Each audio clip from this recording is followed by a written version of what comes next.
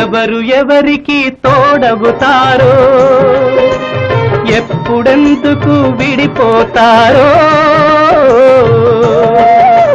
మమతను కాదని వెళతారు, మనసే తాలని ఉంటారు. ఎవ్వరి పయనం ఎందాకో అడగదు ఎవ్వరిని, బదులే దొరకదని. అడగదు ఎవ్వరిని, బదులే దొరకదని. ఓ బాటసారి, ఇది జీవిత రహదారి.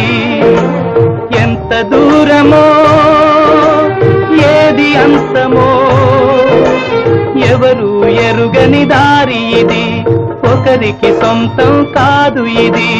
ఓ బాటసారి, ఇది జీవిత